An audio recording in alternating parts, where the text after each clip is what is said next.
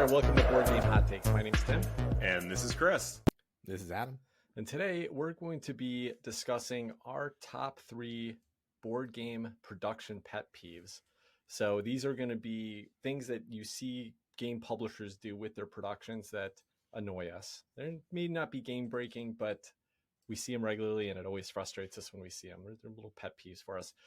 I'm going to start off the episode today, though, with a poll topic, and the poll is related. I asked the question on our Blue Sky account, on our Facebook group, and on our Patreon page. Has a production or component issue that you encountered at a game ever made you hesitate from buying another game from that publisher? The options I gave were really simple. Yes got 21%, and no got 79%. How would you guys answer this? You want to take this one first, Tim? Well, I know that I'm supposed to go first, but I figured since I asked the question, you could figure out the order. All right. I will say yes, it has. I've been tarnished by publishers putting out something shoddy, and then in my mind, that just makes me very hesitant to go back to it again. A game that I'm going to talk about a few times tonight, Kemet, is one that I've just been like, the rule book wasn't the best for me, and then some of the components had like a weird production issue. You know how you like fry styrofoam too much and get those weird holes in it?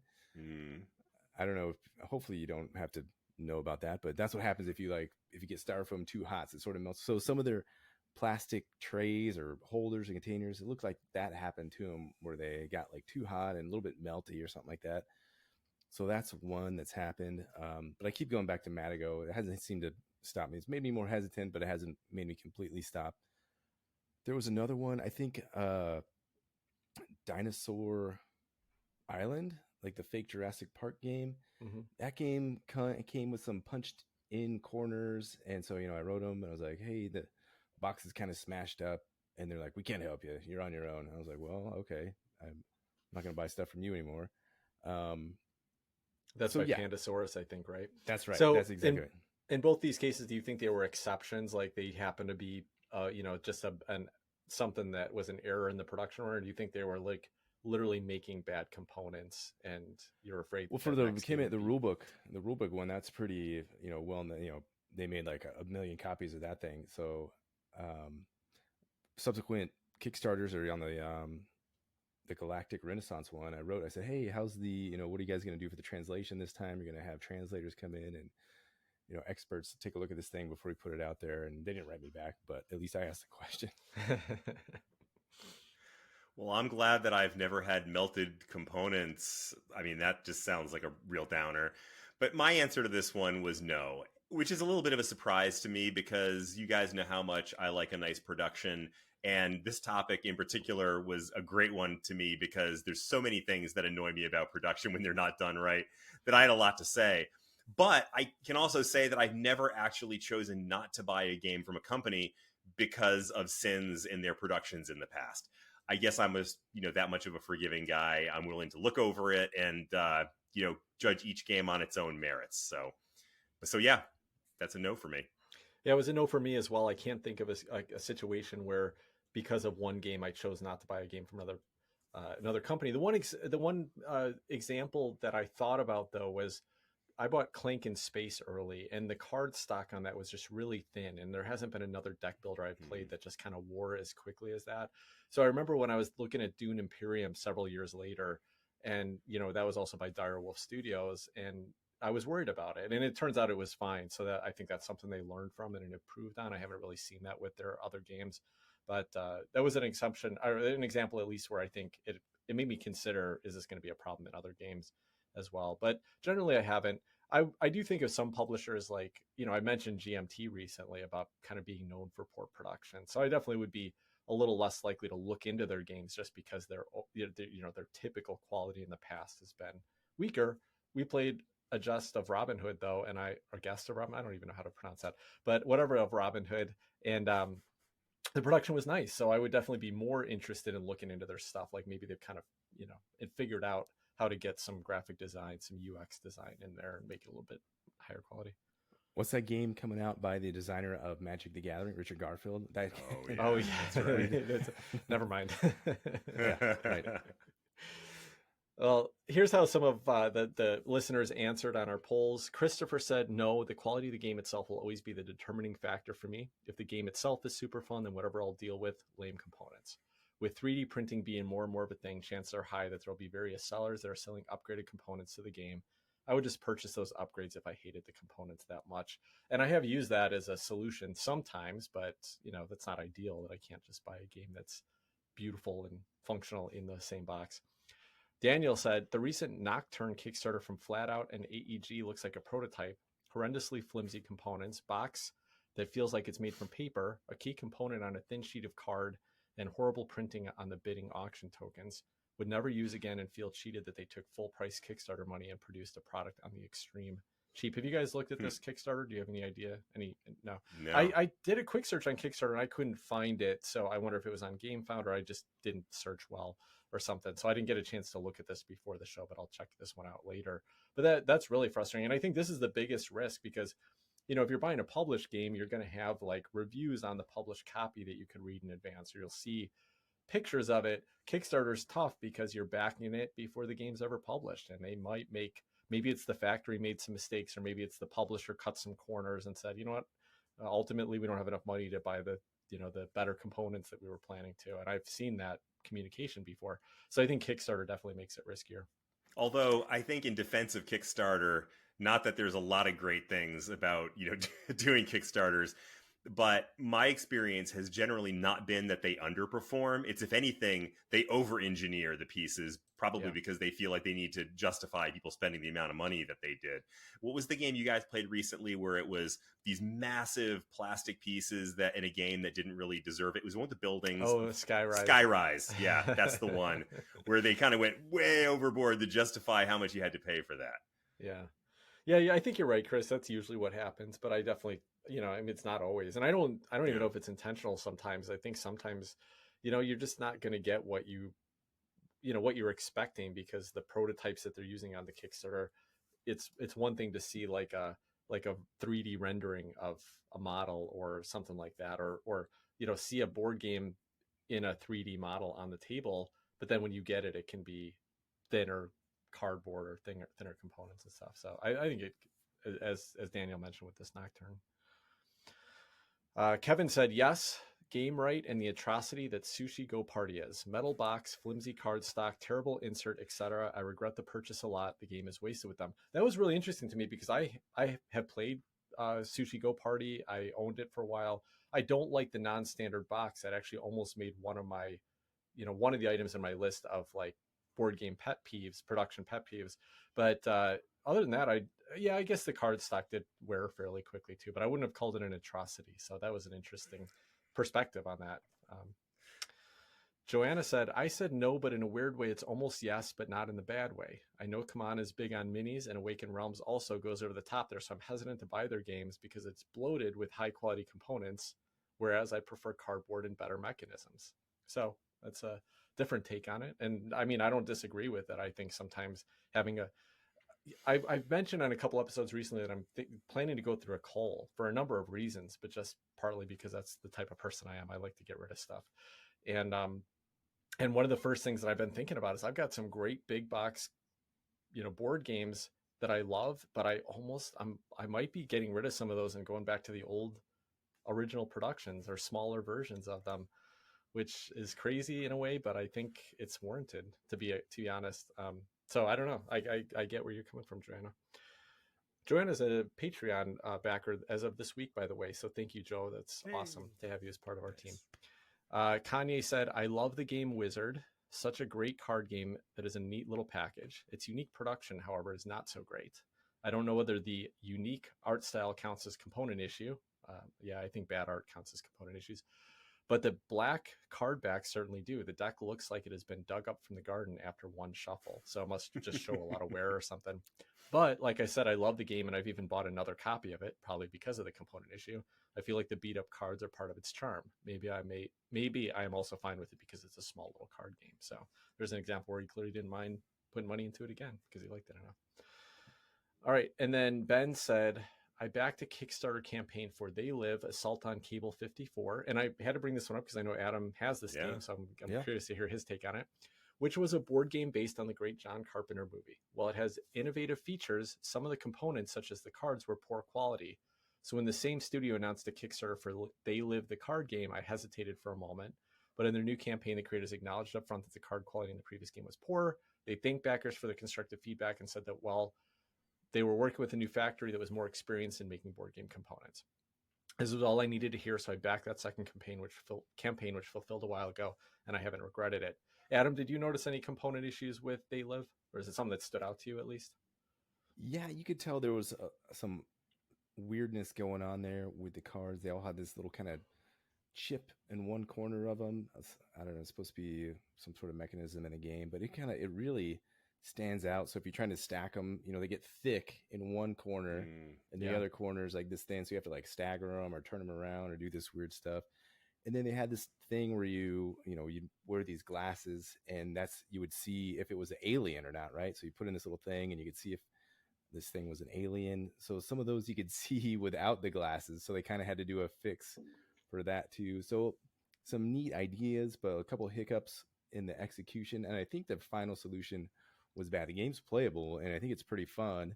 But yeah, a couple little hiccups there in their production. Adam, when you say a chip in the card, you mean literally a chip embedded in the card? Microchip.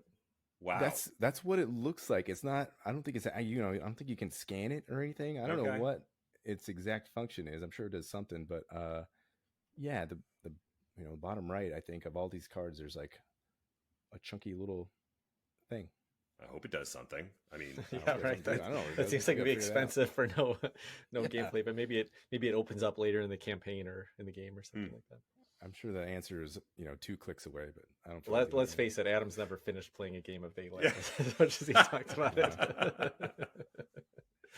Someday. All right, and then lastly, Paul said, "I don't think so. Every issue I can think of has either been small enough to ignore or immediately remedied by the publisher. I seem to remember back when I was playing war games in the 1970s, there were some publishers with some pretty flimsy components that I avoided." And the reason I brought up Paul's answer here is because he kind of got to the point of what a lot of people thought I was asking, which is you had a one-off component issue, like a missing component or a broken component. And most people said publishers took care of them. They replaced it, unlike Adam's experience there. And so they would go back and buy from that publisher again. And that's cool. That's another example. I was really talking about games that just were published out of the box with board components, kind of like some of the pet peeves we're going to be talking about. But yeah, I mean, for sure, if a publisher sent you a unfinished copy of a game and you didn't get it fixed, well, that would be really annoying, I could imagine. Well, that will bring us to our actual feature topic, and it is on point here, and that is 3 board game production pet peeves. Now, when I was talking about this topic, as I mentioned at the start of the show, I really was kind of leaning towards things that you see frequently that annoy you, that frustrate you, that feel like they could be done better. But for me, they tend to not be things that are like, well, I would never buy another game by that publisher again, or it makes me so angry that I won't play this game. These are more minor annoyances to me mostly. But yeah, we'll see how you guys took to this. We'll just go through 3 today, and I'm going to start off with my number 3. Well, actually, before I do, did you guys have any other thoughts on your own, reasoning or what you were thinking about when I asked this topic? Yeah, so I looked at it the same way. I think sort of minor annoyances, like if you're taking a shower and you lean against the shower curtain, you get that sticky cold wetness and you feel like you can't get it off you the rest of the day. So stuff like that, but with board games. You know what I'm talking about. Don't take your board games in the shower, Adam. Come on. That's something you wouldn't want to wish on your worst enemy. That whole the moldy part of the shower curtain, especially if you graze against that. No, you don't want that to happen. So some of these, I get that same vibe from, you know what I'm talking about, Chris. I get that same vibe from some of these things that happen in board games where it's just mind-bottlingly annoying to me.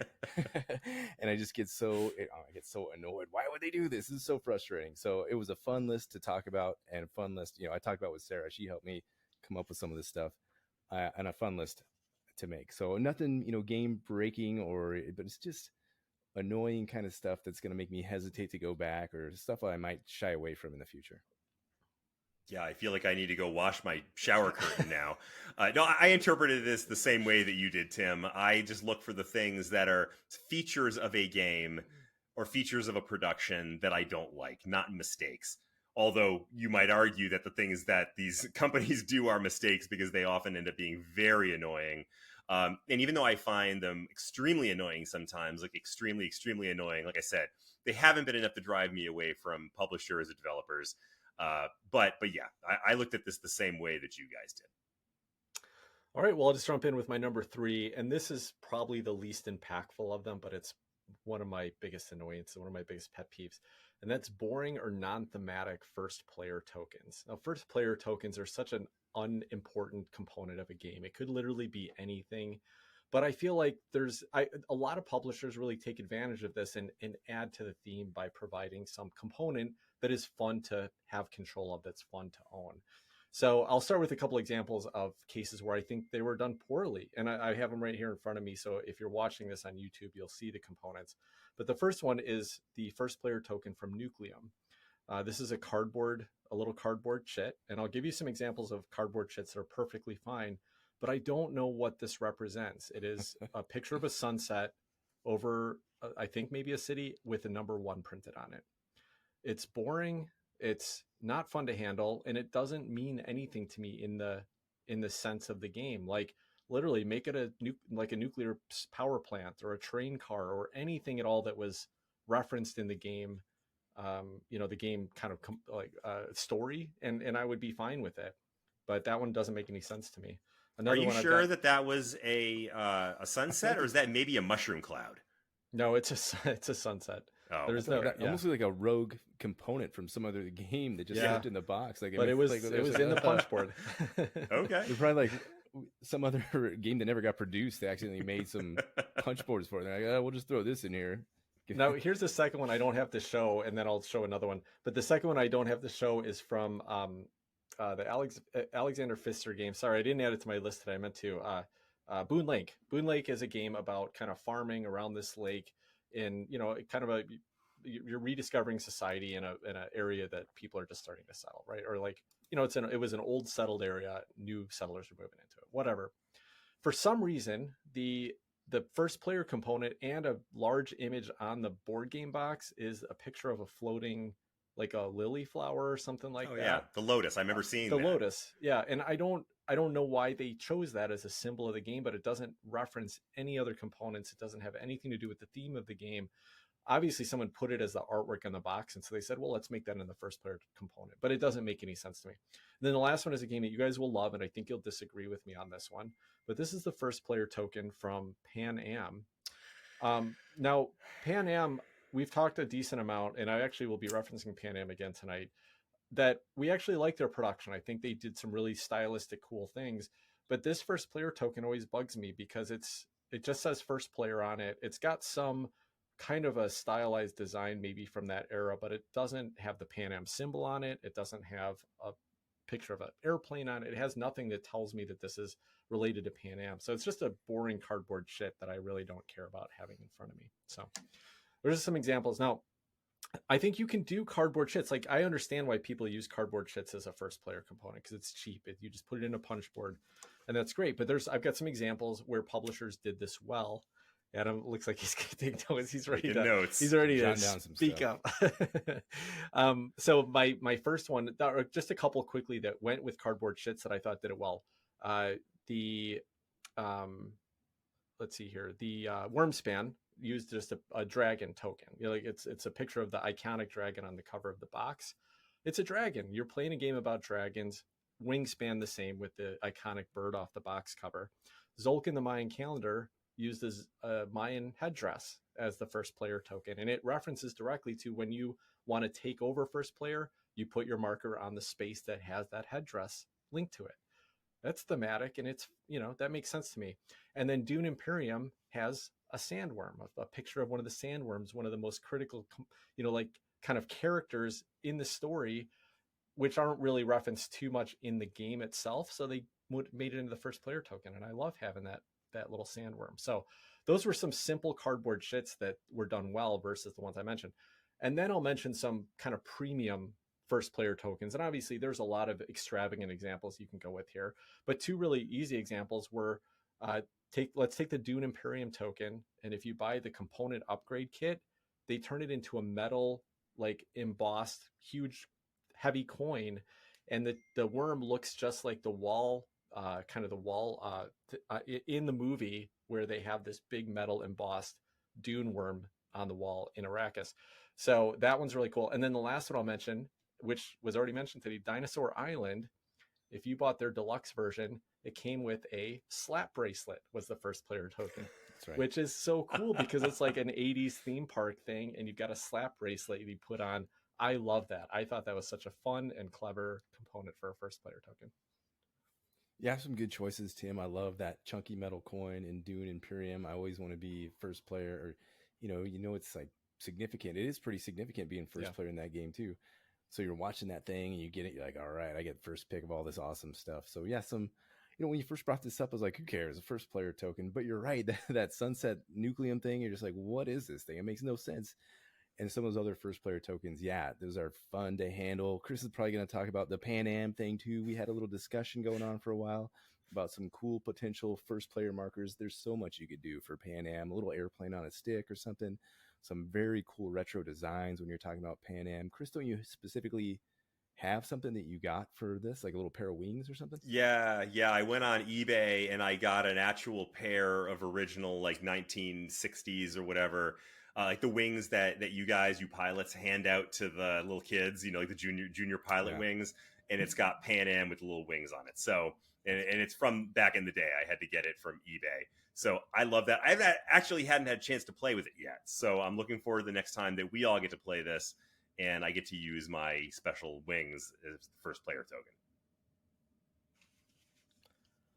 Well, my first pet peeve for board games was a straightforward one, a bad rulebook.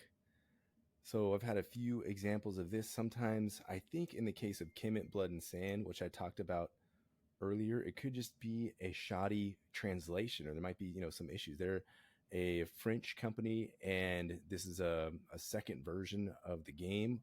So you would think that they have all the rules all set up and ready to go, but I have a little phrase here, or a little section of the rulebook I'm going to read. And the whole rulebook is like this. It's like, it sounds like English, but then the words don't really make any sense. So they're talking about creatures. Immediately after a player acquires a creature tile, or anytime during their turn a creature is in their supply, that player may place it to one of their districts where they have a troop. See 4-glossary. Otherwise, the creature is placed on its power tile in their supply. Before playing an action token, a player may exchange a creature from their supply with one in their districts. If a creature is no longer tied to a troop, it must go back to the player's supply.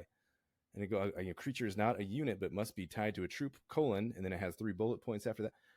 What they just said, 100 words there, and I don't know what any of that means. It's not helpful at all. And the whole rule book is like this. The words are there, but nothing registers. It doesn't sink in. There's nothing that tells me what is going on. So does that make sense to you guys, or am I crazy here?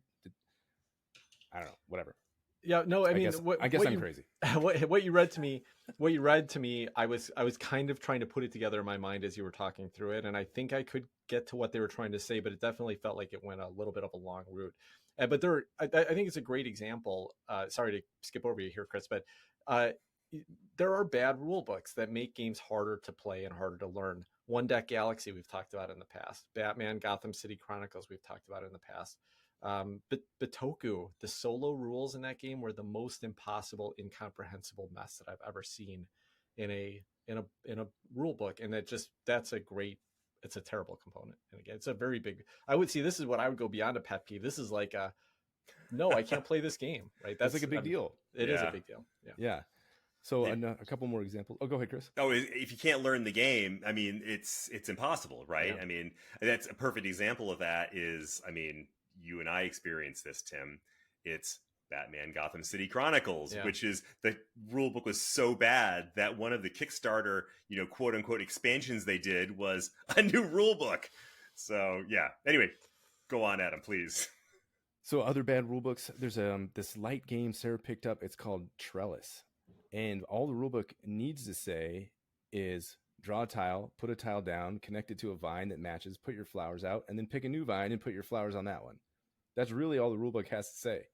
But it doesn't say any of that. It has these prolonged rules, this whole process of this and that. And I'm just like, am I going to have to watch a video of how to play this game that has like a weight of like 0.5 on Board Game Geek? I guess so. I got to go watch a video and see how this thing actually works.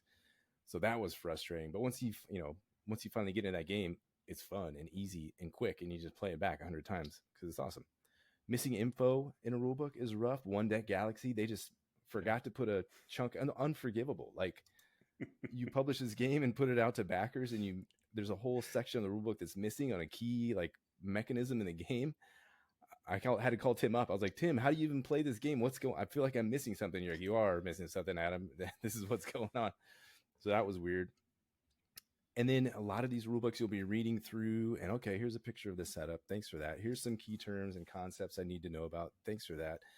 Oh, here's a little backlog. Okay, thanks for that. And then here's some more information about some of these other things. When are you going to tell me how to play the game? Like, where is that part of the rulebook? Why are you waiting till page 12 to tell me what I do on my turn? Like, get to it. I understand there needs to be some background and possibly some setup so I can understand what I'm doing on my turn, but I want to know, like, it's my turn. What do I do? Do I put a card down? Do I roll some dice? How do I start my turn? Just tell me, walk me through a round. I feel like a lot of board games don't even just walk you through a round of play. And that's just also like kind of unforgivable. And then I'm going to have to go to Rodney and see what's out there, find a video, figure out how to do this thing. And so, yeah, a rule book that you can't really reference while you're playing too, that's pretty shameful. So it's nice if something has a glossary on the back, boom, you can just look at it and you go to. So good rule books I like Arcs. Arcs was great. You got the glossary on the back. It has a nice summary. Basically all the rules, like Tim has talked about before, are in this 2-page little fold out thing. All the rules are right there, and it tells you in detail pretty much everything you need to know. And if not, you look at the glossary. Oh, I need to know about movement. That's on page 7. Open the rule book. Here's everything I need to know about movement. Smartphone, I think, has a great rule book. And the board itself has like all the round and phase structure right on there. You almost don't need to reference it after you're going because you're just off and running with that. But if you do, you open it up, it has that phase and any like kind of examples that go with that specific phase of the game. Innis, I think, is another great rule book. It's like, I don't know, maybe 4 pages total. And it's very clearly laid out about what you're going to do on your turn. So they got Innis right, but then Kemet, what happened there? So those are just some rule books for me, some that are good and some that are not so good. And it really bugs me when a company can't pull off a nice rule book. Man, a bad rule book is just bad news all around. And I'm going to mention a bunch of times tonight, I'm going to mention Awaken Realms because I feel like there's a lot of things they do good, a lot of things they do really bad. And this is one topic where they actually have quite a mixed bag. There's some things in Awaken Realms games, in particular in the translation piece, where I feel like they've done some subpar work. But one thing where I think they've actually done a great job, Adam, was something you were referring to, which is getting someone into the game quickly. And in particular, I'm thinking off the top of my head of, what's the one I bought from you? The Tainted Grail. Tainted Grail and... the one that I lent to Tim, This War of Mine. In both of those, they start off with a little bit of story, and then they walk you through a full round of the game as you're going through a bit of story. So they're actually walking you step by step through what you do. And that was great. Now, they had the luxury there of having these be either solo or cooperative games. So that might be a little bit more difficult in a game that's not solo or cooperative. But man, what a great way to teach somebody a game is to actually walk them through, put a little bit of story behind it. And I just think that makes it so effective. Yeah, I can be. And you're probably right. It's because it's solo or co-op that worked okay, because it would be a little annoying if I sat down to a competitive game and somebody's like, hey, let's play through this, practice round. And I have done that before. Sometimes it works okay. Typically longer campaign games where, people are kind of be invested, so you can give them a little bit at a time. One of my complaints about rule books a lot, and Alea always does this with their Euro games, and that is that they put key rules in this little sidebar thing, which I always think is going to be like you're reading key sections of the rule book and this is where a rule should be, but instead of being in the main paragraph, there's a little side note in the side. And I've never quite understood why they use that. Like that's nice to have as like here's a rule you can go back and reference easily. Yep. But when you can't just like read the main text in the book and not know some key rules, that gets really hard for me personally. I don't know if that's bugs other people, but yeah, rule books are super critical in productions. I think really they need to have a final version of the rule book blind play tested, meaning give it to somebody who's never played the game and have them learn the rule book or learn the game from that. That is the only way that you're going to absolutely get this right.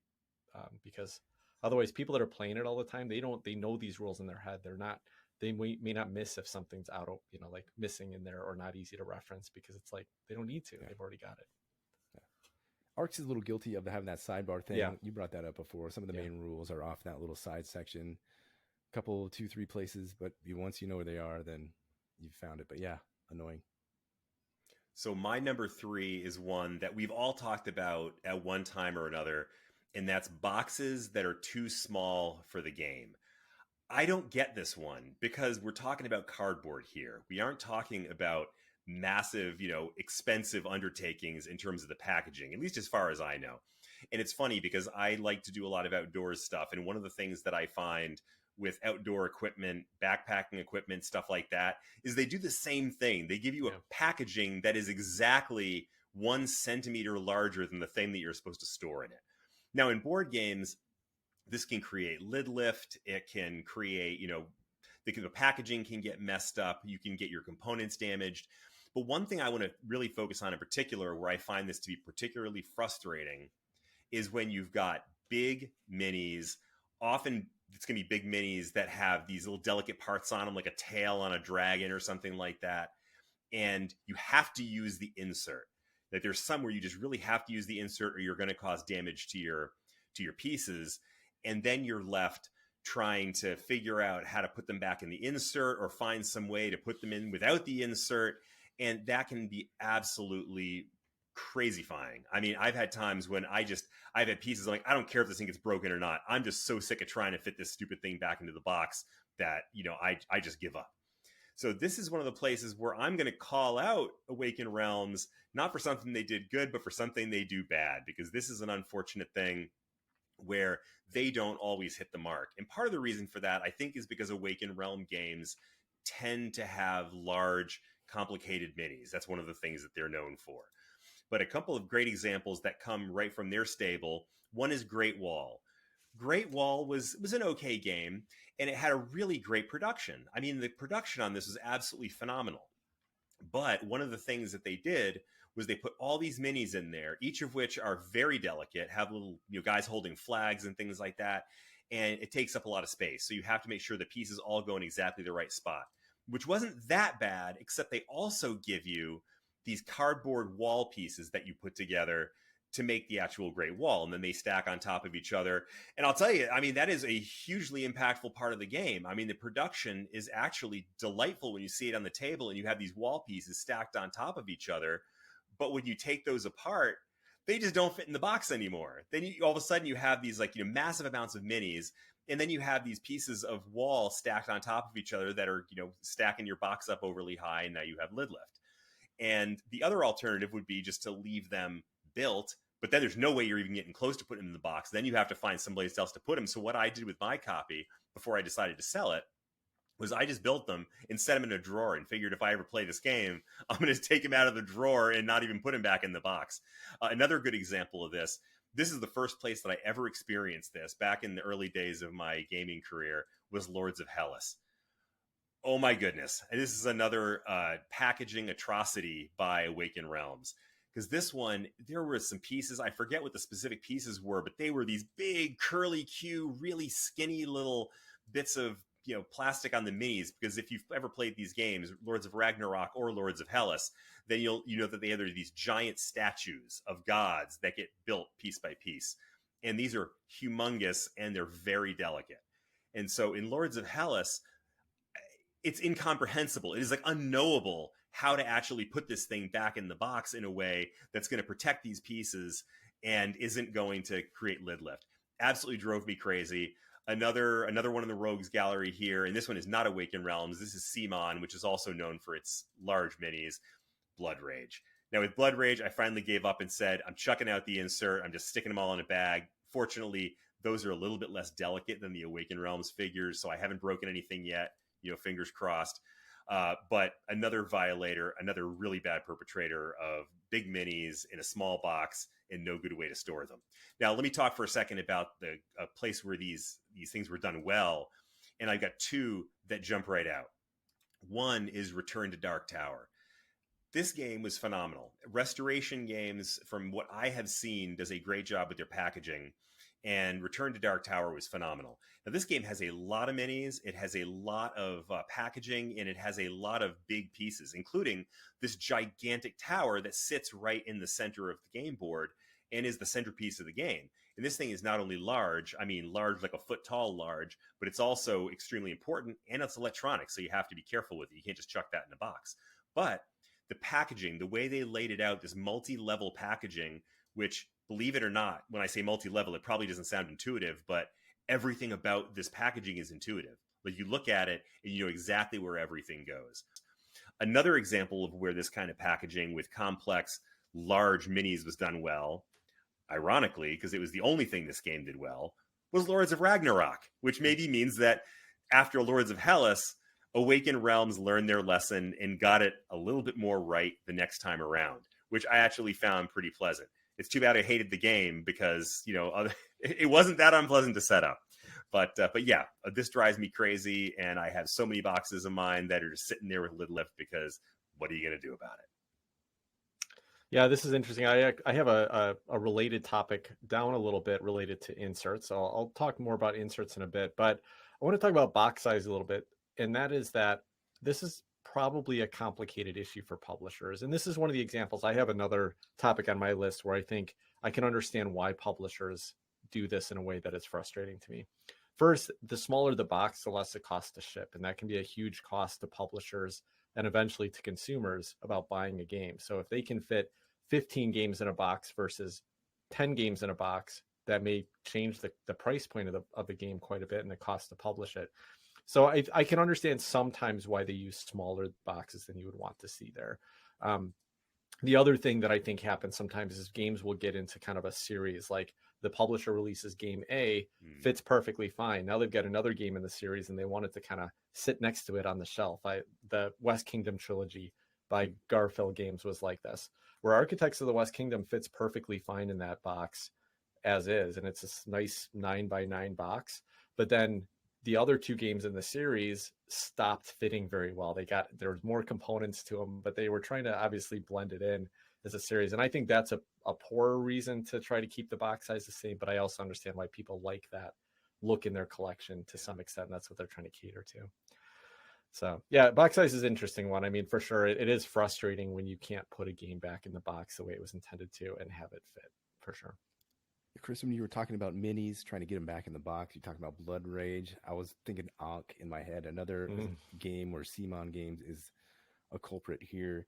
You've got all these great mini. I've bought these different little storage solutions, but I should have read closer. Those don't even fit back in the box. You're supposed to like leave them up on your shelves for decorations. I don't want to do that. I just want to put all these characters in one box, but you can't do it. There's, you have these plastic trays. You're supposed to put them one by one in these nondescript little scooped out things in these flimsy trays, and you're trying to shove that back in this other little box, and you're like, can't get the lid right in because this thing's flapping here and these things are flying out everywhere. Oh, it's so frustrating. I just need to wash that shower curtain mold off of me and think about this game. Oh. Yeah, the other thing about box size has to do with expansions, and so it's like a trade-off, right? You don't want a box that's way bigger than you need it to be, but it's frustrating even when a base game fits okay in a box and then you get an expansion and you can't fit it in there. It's kind of annoying. So there's like a little bit of compromise. Like I want good games to have just a little extra space in there. So when there's an expansion, it will all fit perfectly. But of course, publishers can't really plan for whether a game is going to be good enough to warrant the expansion or popular enough and what the expansion might even be. So it's an impossible task for them. I get it, but it's definitely a pet peeve for sure. All right. Well, my number 2 here is that other example of a pet peeve that I understand why publishers do it sometimes, but it can be really annoying because it's a key part of the gameplay experience. And this is when player boards are just paper thin. They're just cardstock player boards. There's some historical, like well-known examples of this. Terraforming Mars and Underwater Cities were both like just, derided for their paper thin cardstock player boards. And those two examples are great reasons to not have paper thin boards, because they have a lot of components on them that have to be in very specific places. And they're easy to bump when it's cardstock. It rotates easily. It moves around the table easily. You can sneeze and scatter, right, Adam? Like that's your thing. Both of those games happen to fix it with an expansion. They released expansions that had upgraded to dual layer player boards, or at least add-on components to it. Another example, though, was Pan Am, which is another game I mentioned, which again, but that is an inexpensive game. They were trying to get that to market at a low price point. So I understand why they gave up on a cardboard component there, because they probably could save enough money, make the box smaller, and everything else about that production. They managed to do well, even at with like inexpensive components, aside from the first player token, of course, which I already mentioned. But there's some examples of games that I think did these things really well. First of all, you can go back and listen to our episode on our top 5 player boards, because that's where we really talk about where player boards really hit the mark. And the vast majority of those are going to be dual layer player boards. And a recent example of this is Sky Team, for example, which is it's not about the player boards, but just the main game board now is a dual layer board. So yeah, I'm getting off topic, but so yeah, dual layer player boards, obviously that's a key way to make a game board nicer, easier to use, more functional. But even if it's just cardboard, so Apiary was an example where they could have just used little cards. All you're doing is setting a few components on there. You don't need much, but they put it in the cardboard punch board instead.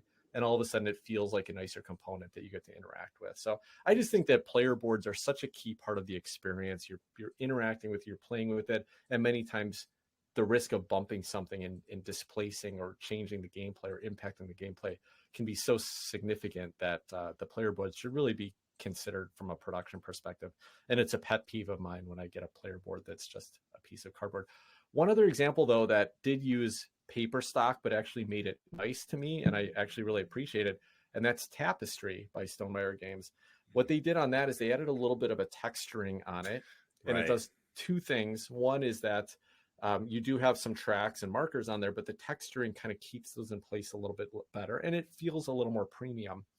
But the other reason for that is that it lines up on your play area with your civilization card, which is also a card. It's a card that you shuffle in, and your capital city mat, which is also a card that you shuffle and then hand out randomly.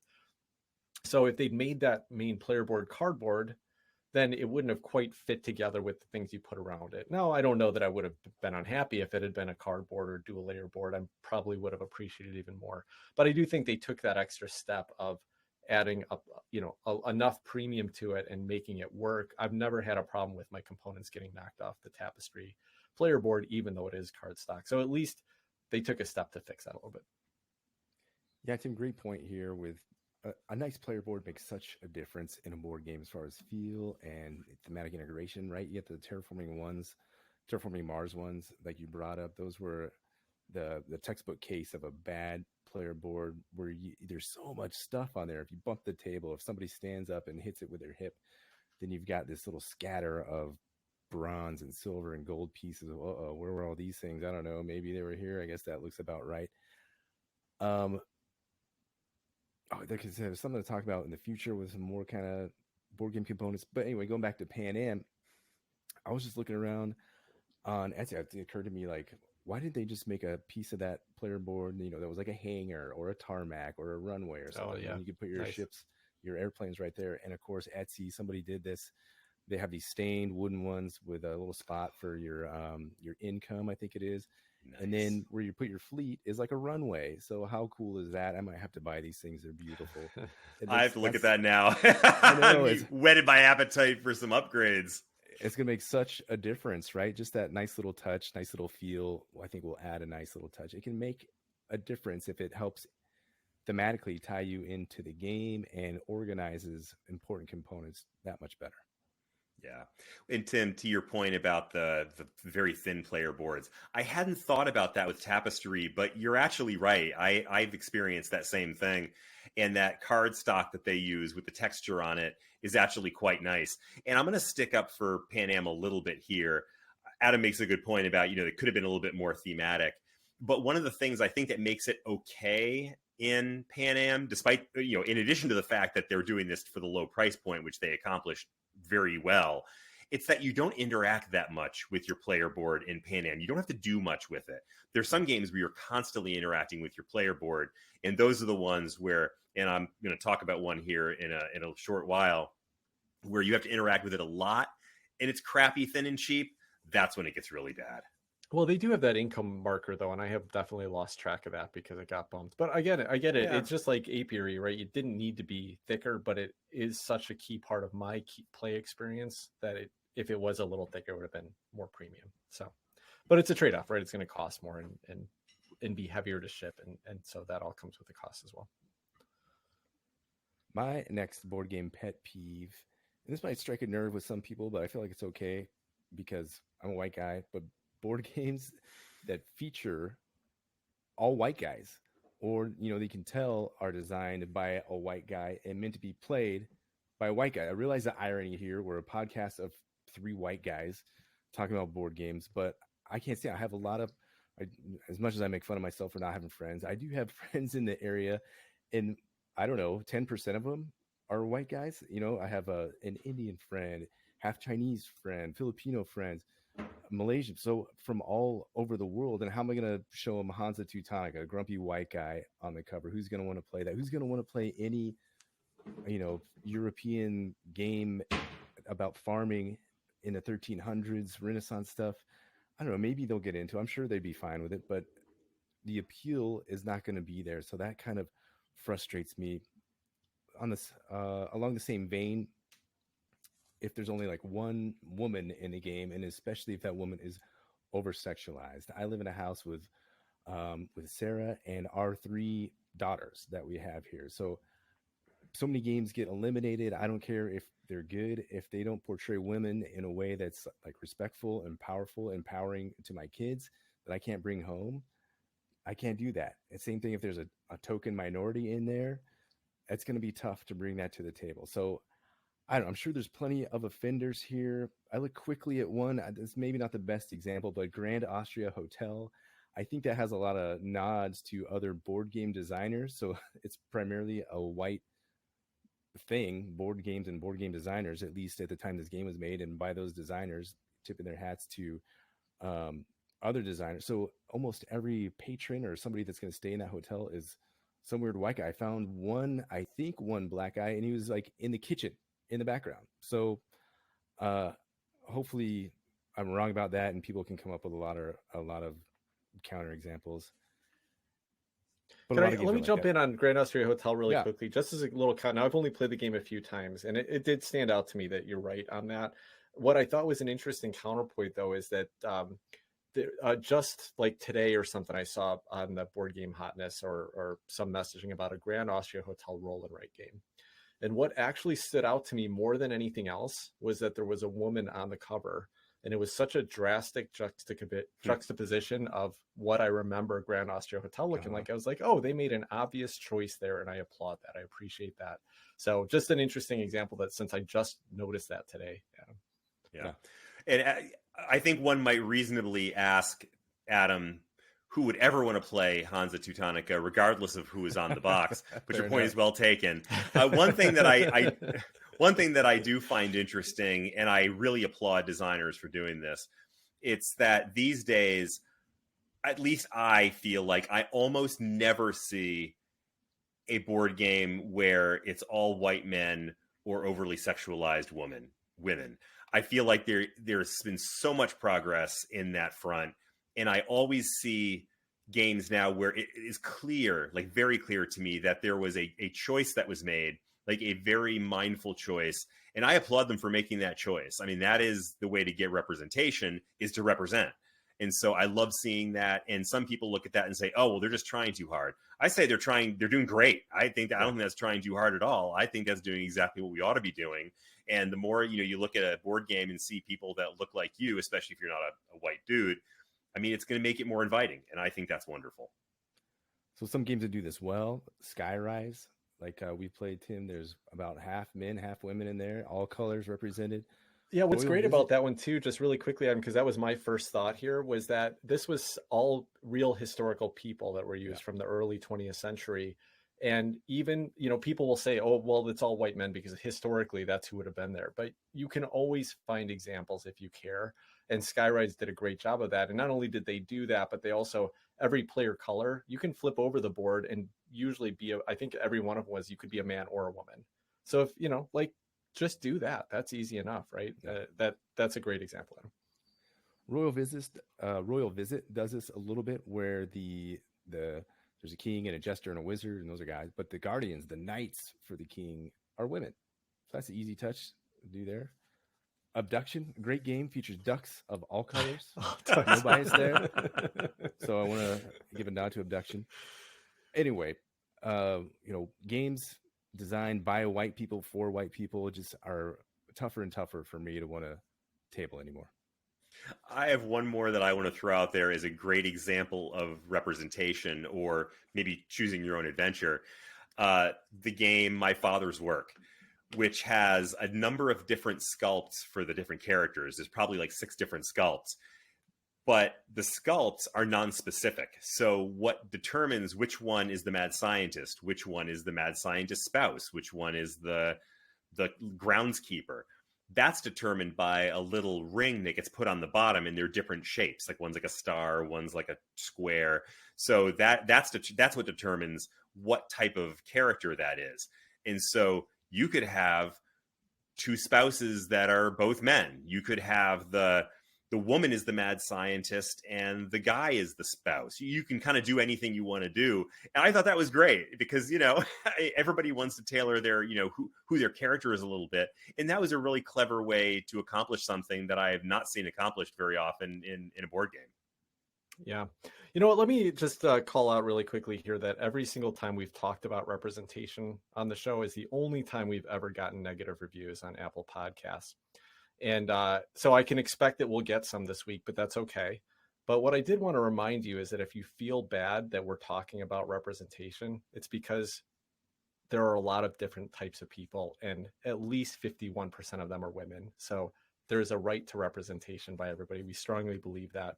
And so if you don't like that, it's okay. You don't have to listen to us. We're totally fine with that. One interesting thing I'll call out really quickly. Today, we had a Patreon backer stop backing us after today's episode came out, where we talked briefly at the beginning about, really didn't say anything political. And I would even say representation isn't a political issue. I don't consider it a political issue.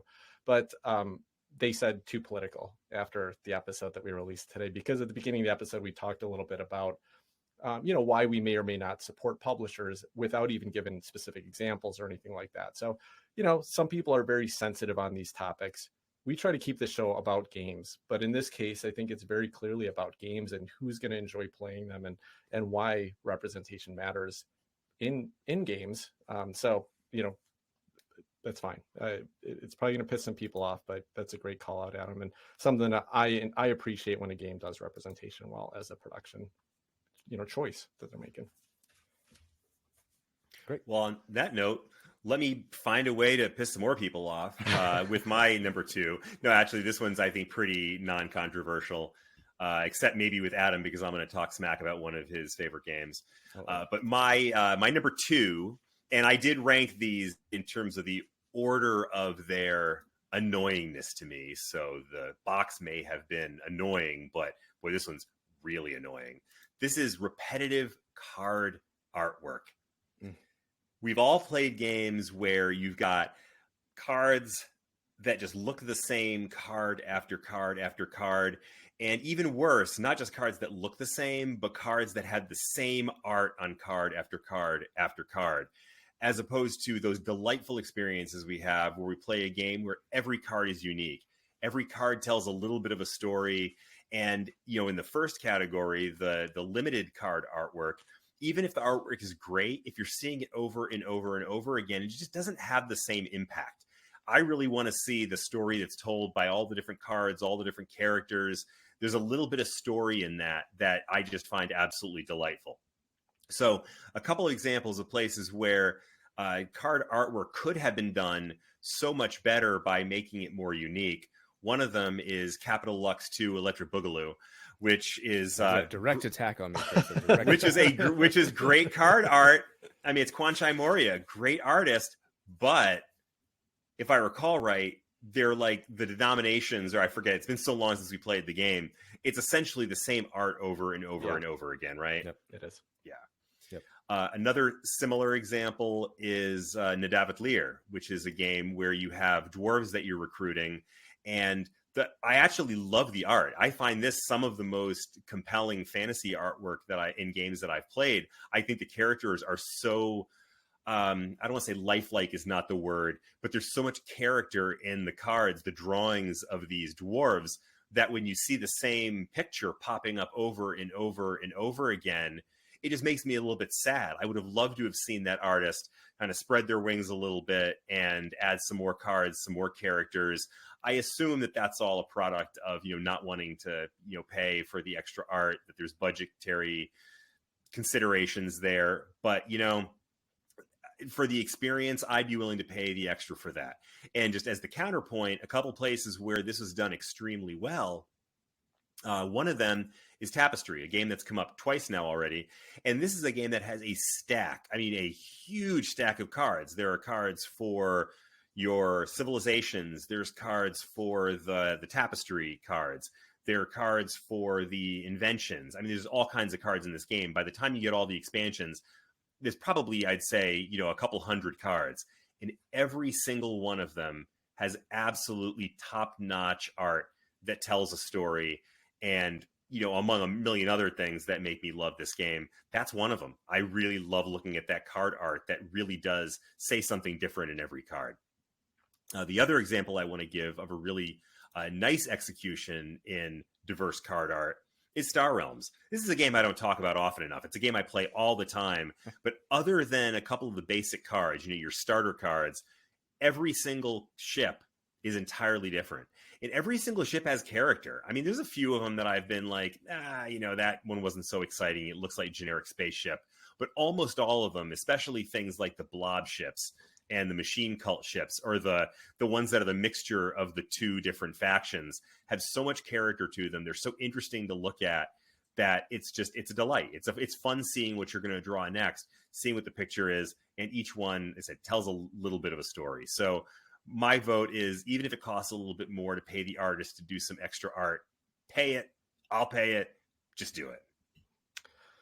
Yeah, this is almost unforgivable. And it's a production cost, right? I saw it's kind of the same things we've said before, but the problem is it actually detracts from the theme of the game. Like, I'm recruiting dwarfs at taverns, except all my dwarfs happen to look the same if they're from the same suit. That doesn't thematically work. So it is really frustrating when they do that. Another example was Revive, which was one of my favorite games of 2023. And it was so unfortunate that each of the 5 colors only had one beautiful illustration on it, but there was the same repeated illustration throughout.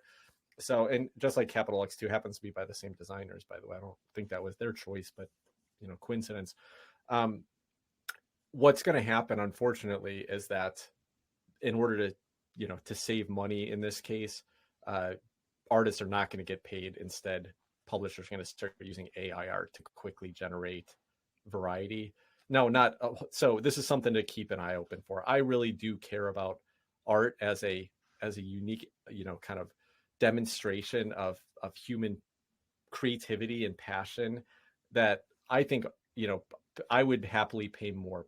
Publishers, I would happily pay more for a game to make sure that we had unique illustrations by a talented artist in a board game. So that's my take on it, Chris. This is a great call out. Yeah, I want to talk about Shamans too, a game that could easily just have done easy card art, same card art for just the suits, a little pseudo trick taking game. But as the suits get higher, the design on the cards get more complex and more intricate. So you have a 1 that maybe has a few lines, a couple crisscrosses, a couple whirly-doos, but then you look at a 7 and it's got this intricate sort of knots and Southwestern inspired design. And each suit is different too. So you have this beautiful line work on these cards that just adds so much to the game, and it's just a nice touch. Great call, Chris. Adam, I gotta hand it to you on that. Was a great call out, because Shamans despite the fact that the artwork and those differences are so subtle, I've actually had to point that out to people sometimes. And then they go, whoa, you're right. That is different. But at least to me, the influence that has on my appreciation of the game, I mean, I feel like I'm dealing with something very high quality and that a lot of love and care has gone into. And I think that's a great example. Thanks. All right. Well, my number one and the final and primary production pet peeve on my list, and this has to do with molded inserts that make the setup or tear down harder on a board game. I said molded inserts specifically because really any insert that makes it setup or tear down harder is painful. But when it's molded, when it's specifically crafted to fit game components and you made it harder for me to put away, that is so frustrating to me. And it's a waste because that immediately goes in the trash bin. A couple examples. The most devastating examples of this I found was Great Western Trail 2nd Edition. This is a wonderful updated production for Great Western Trail. Almost everything about this production was perfect except for that insert. And the main cause of that is because there are a bunch of tiles that have to be shuffled, and they give you a nice canvas bag to put the tiles into, and you pull tiles out of the bag as the rounds go on, as people go to Kansas City, and you take these little, like, I forget what they're called, but like settler tiles off and put new ones on this track on the side that can be purchased. They have to be pulled out of a bag. But the only way to put this game back in the box is to take all those tiles out of the bag and stack them in a row in a tray. And there's several other components as well that have to be kind of like taken out and put in spaces that don't, that like just make it harder to set up and put away. So that was really frustrating when I put that away, and I immediately just threw that out and, put stuff in baggies. And it's just so like, it's so unfortunate. Lords of Waterdeep was another example. Now, this is a little bit older game, and it had a nice plastic insert, which mostly worked really well here. Cards went in places, but then it's got like, to put the money in, which are half the money are these squares and half of them are these moon-shaped tokens. You have to kind of stack them up and put them in these tight little plastic slots that don't quite fit. I hate when games do that, where you have to kind of take the money and stack it in perfectly. And then you would take the player tokens and like have to put them in these little spots as well. That one also went in the garbage right away. I do have a couple examples that do this really well. First of all, Stonemaier Games, their last couple of games that they published, kind of premium games, they did something that I really love, and I hope more game publishers start doing this. And that their plastic trays were decent. They all worked pretty well. Apiary is an example here. You have these different hive tiles, and they kind of gave you just enough space to put each of the types of hives in there. So it was nice. It made setup pretty easily. If you kind of shuffle them before you put them away there, and then when you pull them out, you just stack them up. That's great.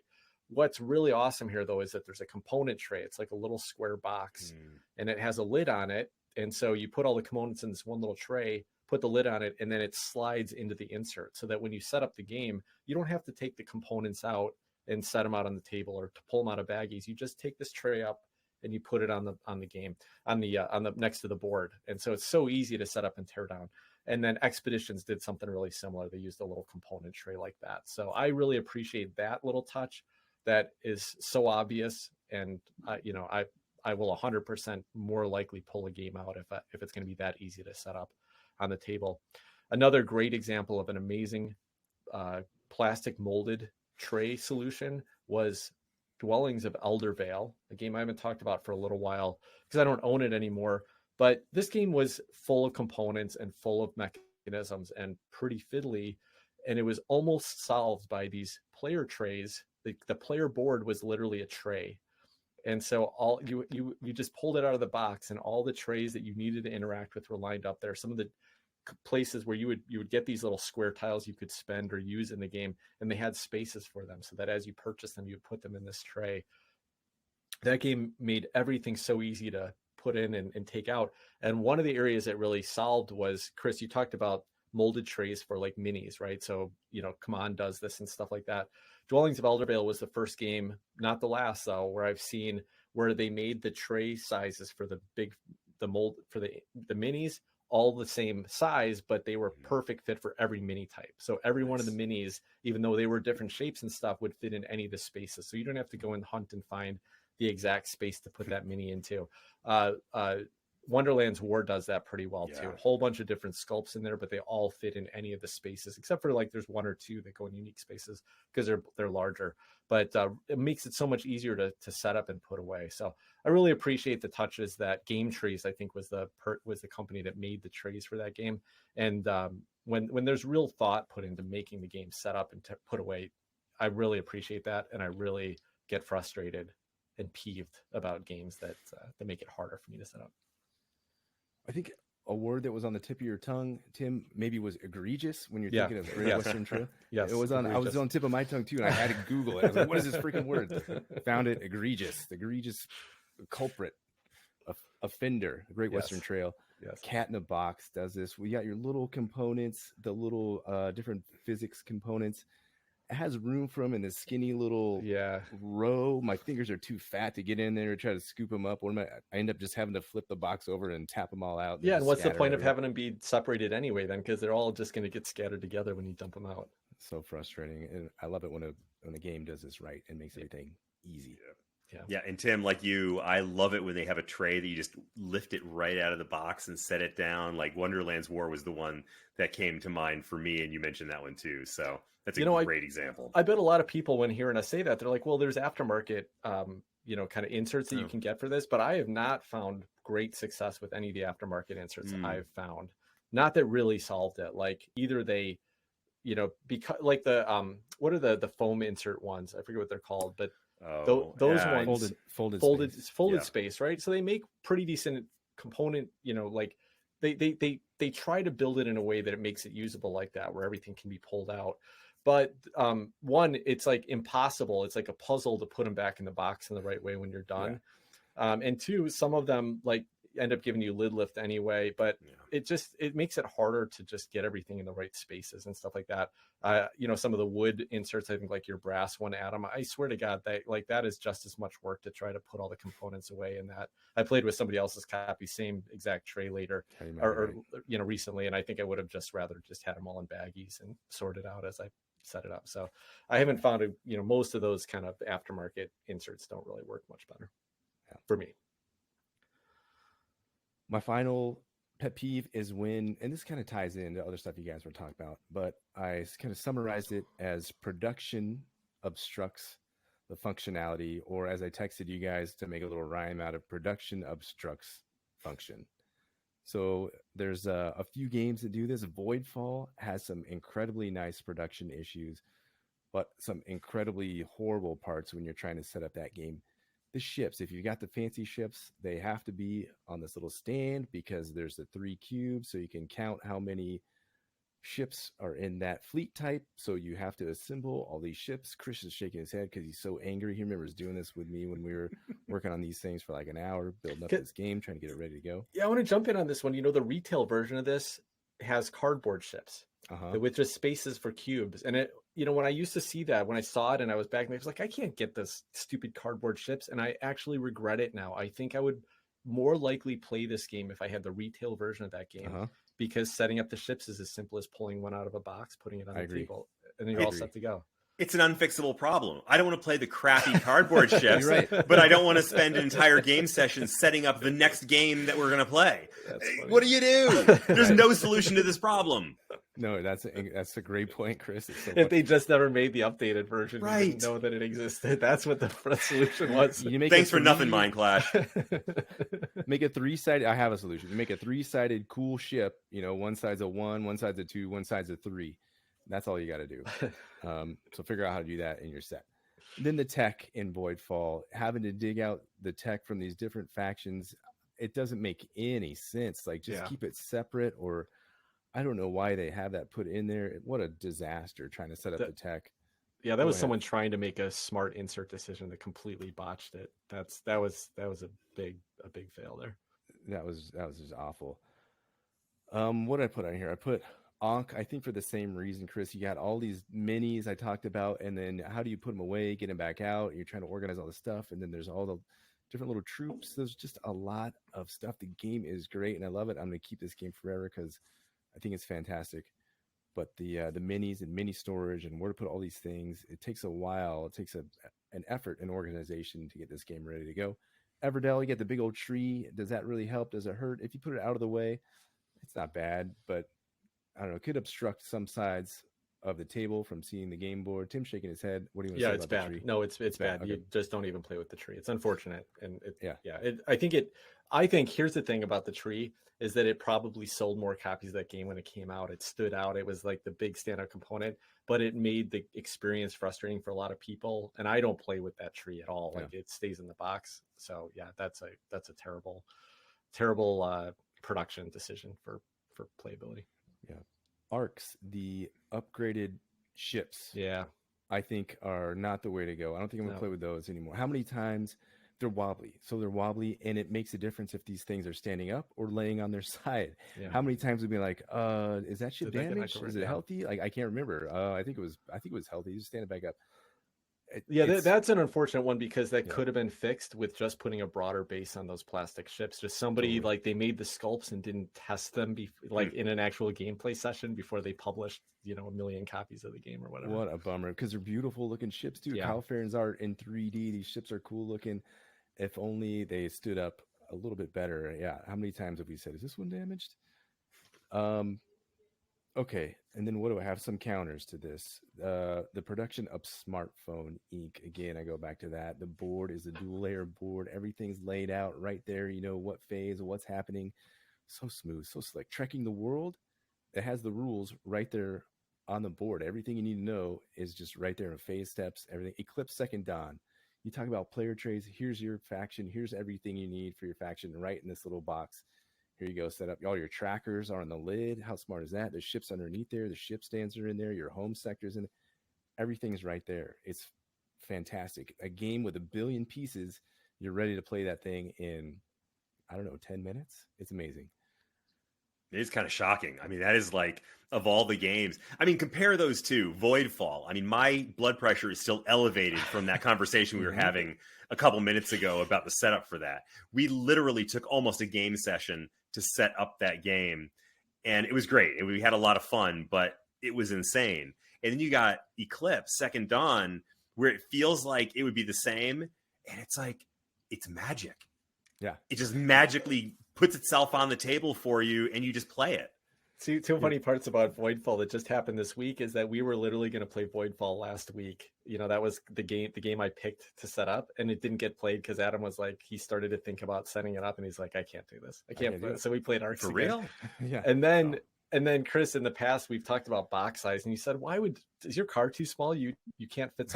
Our car was literally so packed coming back from Long Beach that Voidfall is sitting in the closet in our vacation home in Long Beach. It did not come with. I will not get to play that for a year at least because I literally couldn't fit it in the car because it was too large. It's a good thing we all have copies of it. A bit of a joke here, but Trouble, the classic board game Trouble. I hate the game, but you got the dice that's contained in a little pop-o-matic bubble. The pegs, they're not falling out. They're not going anywhere. The kids love this one. Everything is right there. There's no pieces that scatter anywhere. You pull it out, you're ready to play. Along the Adam, and I think Pop-O-Matic is trademarked, so you have to pay royalties if you're going to say that. fair enough. Nice remembering that it's Pop-O-Matic. Nice job. Yeah. And then Taco Cat, a game I talked about one time. This game will take a lot of heat. It's actually incredibly fun. If you're looking for a light game to transport and take with you, it's fun. It's thinky. There's some good decisions in it. The box itself opens up. That's the game board is the box. And then all the components are right there. You got a nice set of cards to play with. What a cool game. The production of this game aids in playing this game. It's nice. So there's some games that do production well. And then there's a few games out there where the production obstructs function. Taco Cat. Any game that has a palindrome for a name is putting form and function right at the pinnacle. I think the full name of that game is Taco Cat spelled backwards because it is a game all about palindromes. It's nice. Incredible, Chris. I love it. That's the second Exploding Kittens game we talked about in 2 weeks. So congratulations, guys. These guys are on to something. By the way, one of my non-gamer friends who knows I am a gamer pointed out to me that now there is an Exploding Kittens television show, which I was quite shocked by, and I have to check out. So thanks to Joe for the recommendation. I'm going to check that one out, and nicely done. So getting back to the topic at hand, this is it. The granddaddy of all frustrating things. This is the one where I played a game once, saw this problem, and was like, I hate you, game. I'm never playing you again. You suck. I hate you. And this is card tucking. And I'm talking about excessive card tucking. There's lots of games that have card tucking, and it can be done well. It can be done badly. Sometimes it can be done really badly, and sometimes there's a lot of it, and it's done really badly. And then I just want to shoot myself because it's so unfun, and I hate tucking cards. So my poster child for horrible card tucking is One Deck Galaxy. Yeah. Oh, One Deck Galaxy, how I loathe you because of your card tucking. This game, wow. And this is like, I'm going to double up on this one because, Tim, this also violates your player boards made out of cheap material as well. This is a game where every element of this game is essentially a card. And every element of the game has to be tucked, including your player board is just a large card. And you have to tuck multiple layers of things underneath this other card to the point where, I mean, the sneeze and scatter is not even like theoretical. It's like every time you take a breath, you're scattering cards everywhere. And the worst part is I was playing this on a standard like kitchen table when I played this game. When I first got it, I didn't have speed cloth. I didn't have, felt or anything like that. And I was literally like digging my fingernails into the edges of these cards, trying to lift them off the table going, you suck. I hate doing this. I'm having so little fun right now because I'm trying to tuck 3 layers of cards underneath this silly player mat. Anyway, the problems with card tucking are legion. And they all present themselves in One Deck Galaxy. But One Deck Galaxy is not the only place where this comes up. Another example, and this is more tableau building exactly than card tucking, although tucking is still a necessity, is Terraforming Mars.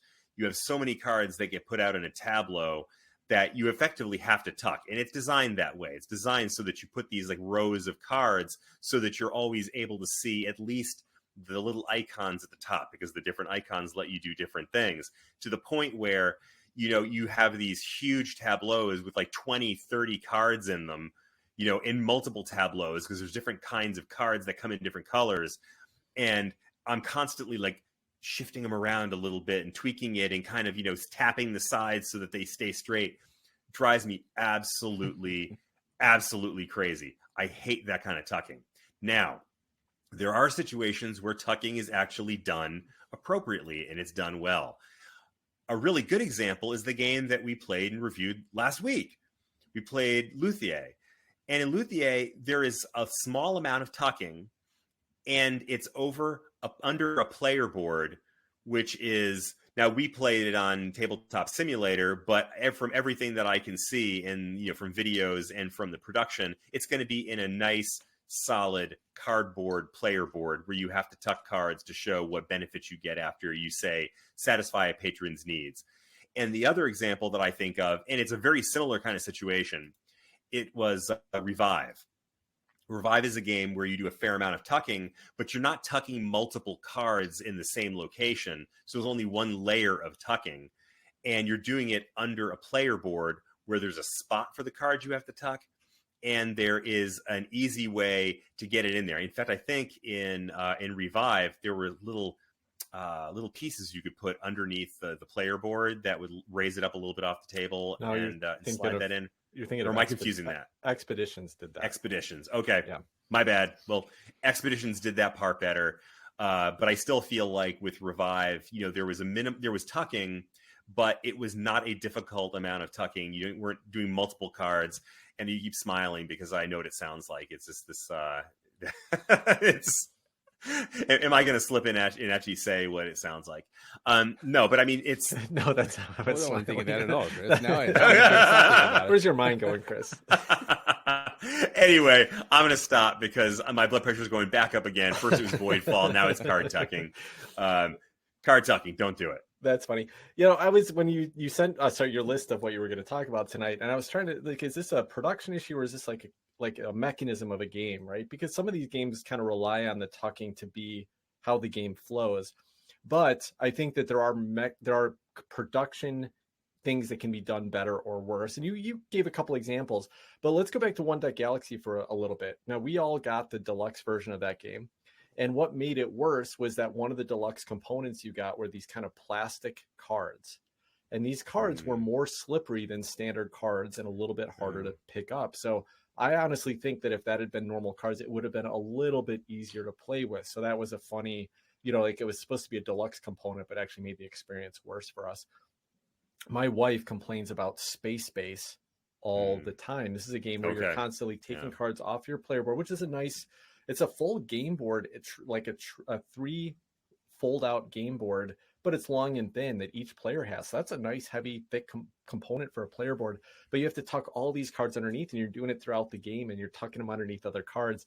And if you push one card down a little too far, then all of a sudden you're like, you lost the card. You got to pick up the whole game board.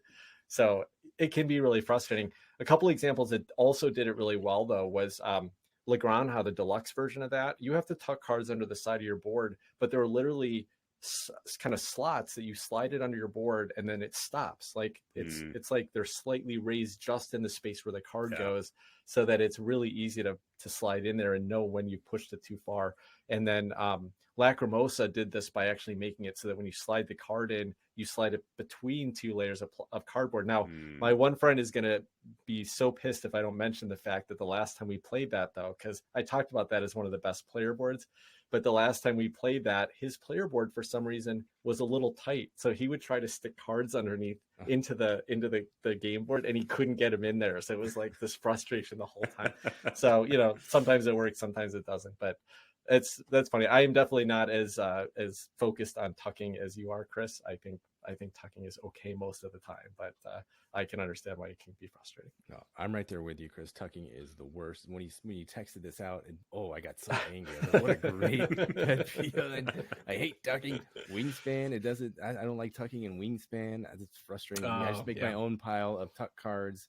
And bother trying to slip it under the bird every time.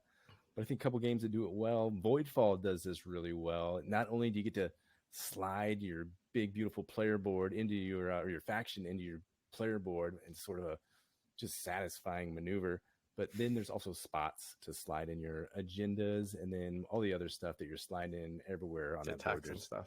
Yeah, there's nice little pockets to put these things in. So. And then Aquatica, did we talk about Aquatica? Doesn't it have some tucking going on there? Yeah, that's cool. So good. Tucking the city cards, and they slide up underneath that board. Yeah, that was legit tucking. That was okay tucking. That's some good tucking.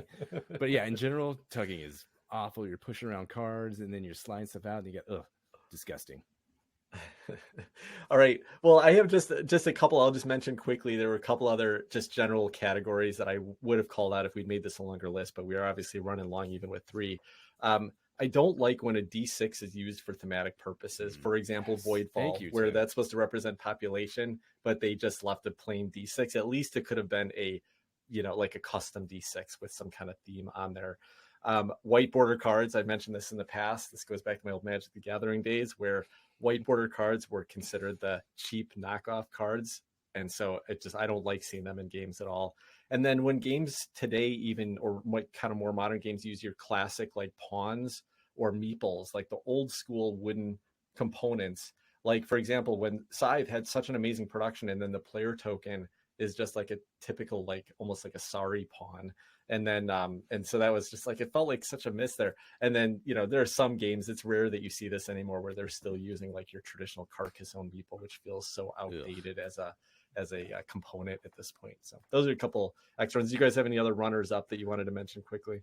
I just want to say that before I say anything on, or let Adam say anything about that, this white border card thing, I do not get. You're bringing your like weird cultural biases to this show. Maybe I never explained this. Okay, you did. It just, I don't go ahead. Explain it again. But no, so like when Magic the Gathering came out, it's a collectible card game, and you want, if you have a good card, it's worth money, and you want it to look good. You want to play this on the table. And so Magic the Gathering, or Wizards of the Coast, made a policy back in the old time that because of the collectability of it, they said they will never reprint a card. They'll never reprint a card the same. But they ran out of the first printing of one of their sets immediately, and everybody wanted it. So they made what they called, I think it was the revised edition after that. And so to not break the rule, they pre-printed the same set, but they put white borders around it. And that's kind of what they did going forward for any of their kind of reprint sets or things like that.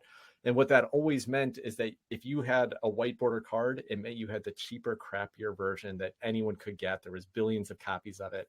And so it's just always sunk into me that white borders are bad. Plus, if you weren't sleeving your cards, which is a sin in Magic the Gathering world these days, but if you weren't sleeving your cards, the white ones, because they were being tapped all the time and shuffled, they would show this little black spots around the edges in the white border ones, but the black border ones always looked beautiful and pristine. So it not only was cheaper, but also looked worse and dirty. White border is bad. So much game snootery. Seriously, there's so much bias here. If you had to tuck those white border cards, Chris, you'd understand. Yeah, what I was talking about. That tucking is totally different. Tim, the traditional meeple, I can't stand it. I used to hate that word because I'd associate it with that shape of thing. And it's a dumb word. Oh, yeah, the word is awful. And it's just a disgusting looking shape. Ugh. Get rid of those things. The classic pawn, you know what? I like the classic pawn. Baseball Highlights 2045. I knew you were going to call that one out. Yeah, that one's fantastic. It fits perfectly with that game. You got these red, white, and blue Americana pawns or Baseball Highlights 2045. I love it. Yeah. The only other extra one I want to call out is a very specific case. I don't even know if anybody other than Star Realms does this, but the crappy little Star Realms base deck box the box is one of the most horrible things in board gaming, and I think they've since fixed it. I think they actually use a real cardboard box now, but it was like, I mean, the original box that mine came in was like almost cardstock. Well, the funny thing is that's actually a link back to Magic the Gathering too, because the designers of Star Realms were Magic the Gathering pro players. Right. They were like celebrities when I used to be playing Magic the Gathering, and when you used to buy a starter pack of Magic the Gathering cards, they came in that exact box. So I could almost guarantee you that they said, hey, we created this great game. Let's just get these little boxes that are easy to assemble. You know, they're cheap, they're easy to assemble. But what they didn't realize is that with the Magic starter box, you open it, you throw the box out. But they made one that's supposed to be in a game that permanently works, and it just doesn't work that way. So yeah. Yep. And so now, I mean, I've got a version of it that comes in a box the size of like a 1980s VCR, which is probably way overkill, but definitely. I don't know. I feel so much better lugging around this like giant, steamer chest worth of Star Realms cards in a little crappy box. Funny. All right. Well, I think that'll I think we kind of beat that topic, Dad. But great conversation with you guys. Before we wrap up today, I'm going to read 2 reviews on Apple Podcasts, and these ones were both from Australia. We got 2 from Australia within a 2-week time span, and we're still catching up, by the way. For our top 40, we weren't reading reviews, and so we got a whole bunch to catch up on. So if we haven't read yours yet, don't worry, we'll get to it soon. The first one from Australia was one of the best board game podcasts, 5 stars. They said, I love listening to the guys talking about the games they played, as well as explaining about board game mechanics and styles. Getting different perspectives from all of them is great. I listen to them chat about a game before I buy it. Keep making great content. And that was from Like 120 on Apple Podcasts in Australia. So thank you. Thank you from our friends down under. The second one from Australia was love the board game banter, 5 stars. This particular board game podcast presents us with a deep dive into various modern board games and does it so very well. The group of friends who host it offer their own unique perspectives, and unlike other podcasts, they stay on the subject. Well done, guys. And this was from Handsome Carl. And Carl, we agree you're very handsome, and thank you for leaving that review. If you like the show, please rate and review us on Apple Podcasts, whichever country you're rating us from. It really helps people find the show. Or just rate us, even Spotify, which is, I think, currently our most listened to podcast format. Spotify, you can still rate us and give us a number rating. We're sitting at a nice, I think, 4.8 on both platforms. Let's get that up to a 4.9. Just need a few more 5 stars. I think I can feel it. The next 5 stars is going to do it for us. But anyway, really appreciate this. Thank you so much. And happy to keep making the show as long as you all are still loving it. All right. Well, until next week, take care, everybody. Good night, all. Bye-bye.